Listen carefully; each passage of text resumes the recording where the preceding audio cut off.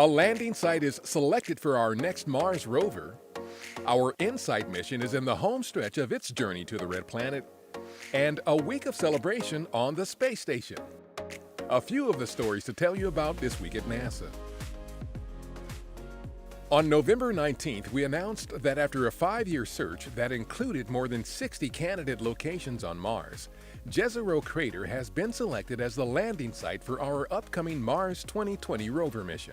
This decision today could determine what happens in the next decade or more of Mars exploration, both robotic and human. The technologies that we prove here feed forward into a program that gets ever more exciting. The mission is scheduled to launch in July 2020 as the next step in exploration of the Red Planet. It will not only look for signs of ancient habitable conditions and past microbial life, but will also collect rock and soil samples that could be retrieved for return to Earth by a potential future Mars mission. A series of news briefings on November 21st focused on the upcoming landing on Mars of InSight, our next mission to the Red Planet and our first Mars landing since the Curiosity rover in 2012. The InSight lander is scheduled to touch down on November 26th at approximately 3 p.m. Eastern Standard Time.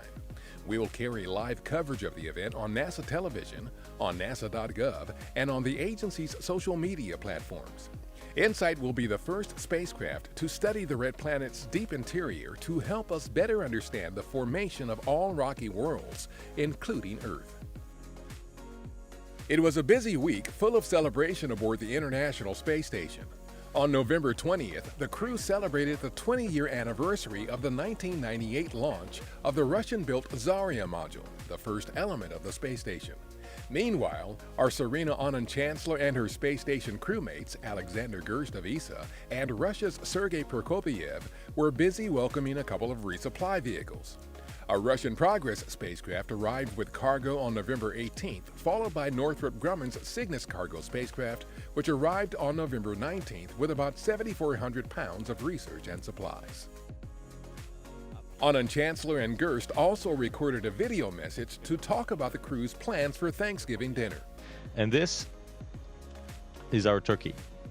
Along with Russian colleague Sergei Prokopyev, their plans included a little downtime from their daily activities to reflect on the things for which they are thankful. From the crew of Expedition 57, from our home to yours, we wish you a very happy Thanksgiving.